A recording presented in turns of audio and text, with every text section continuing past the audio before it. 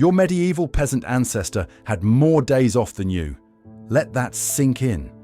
No paid time off, no HR department, and yet a dirt-floored farmer in the 1300s may have clocked fewer working days per year than the average modern employee. So how did we go from that to this?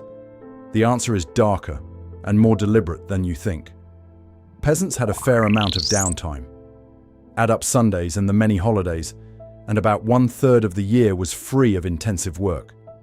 1/3. That's 4 months of your calendar year. They got a week or more off at Easter and Pentecost, time off at midsummer, plus the famous 12 days at Christmas, and multiple saints' days every month, averaging one a week.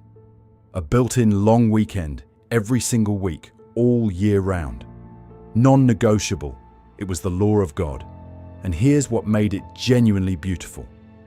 Every festival meant community celebration, processions, plays, feasting, drinking, dancing. The entire village stopped together. Nobody was sending a raven at midnight saying, "Quick question about the harvest."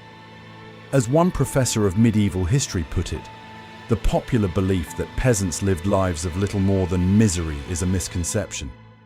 They enjoyed rich social lives, maybe richer than ours. Now, here's where it gets sinister. With the Industrial Revolution, work ceased to be seasonal and limited by daylight. Factory owners were reluctant to leave their machinery idle. By the 19th century, working hours ran between 14 and 16 hours a day, 6 days a week. The peasants' 1/3 of a year free. Gone. Local governments actively banned traditional festivals in cities. Owners fined workers who left to return to their villages for celebrations because they interrupted the efficient flow of work. They didn't just ignore the old rhythms, they actively punished them. But the really genius move wasn't just the fines and long hours, it was the ideology. The Industrial Revolution transformed the perception of time. Now it was not past, but spent, a measurable resource to be harnessed and expended. And into that shift stepped a ready-made moral framework. For Puritans, idleness was sin. Factory owners didn't invent this theology, but they absolutely weaponized it. Rest became shameful. Hustle became holy. The grind became gospel.